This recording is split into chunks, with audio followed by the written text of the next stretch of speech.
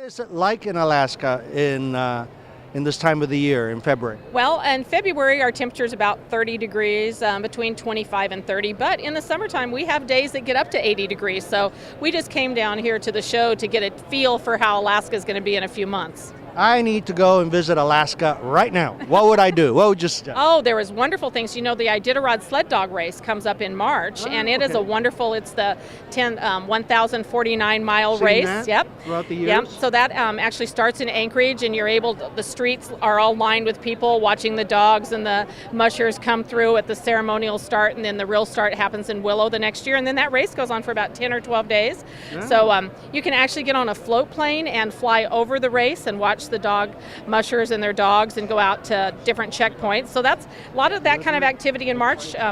The cruises are always very famous. Which parts of the year do they generally sail through Alaska? Cruises usually come from May through September, usually by the middle of May and through the middle of September. And actually September is a beautiful time to be in Alaska because our colors are starting to change. We have fall colors by the middle of September. And actually the Aurora Borealis, lots of times we see by August. So if you're up by Fairbanks, you can actually see the northern lights in late August and early September. And what are the biggest attractions and activities for visitors to Alaska nowadays?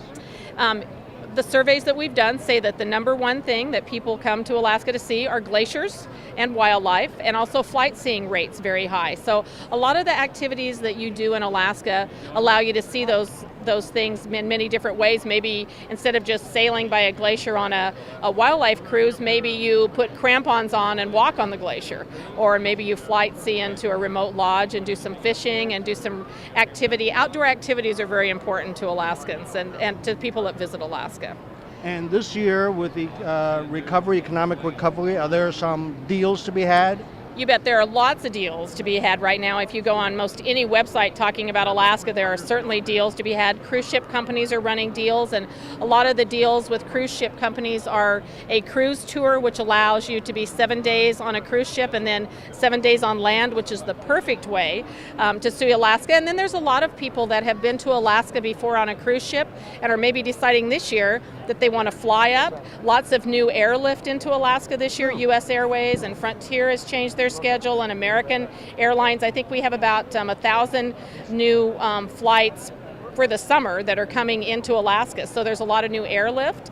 So some people come in and then do Alaska on their own. They rent a car or they rent an RV or they use the Alaska Railroad and actually just plan their own itinerary. Or combine it with the train. Exactly.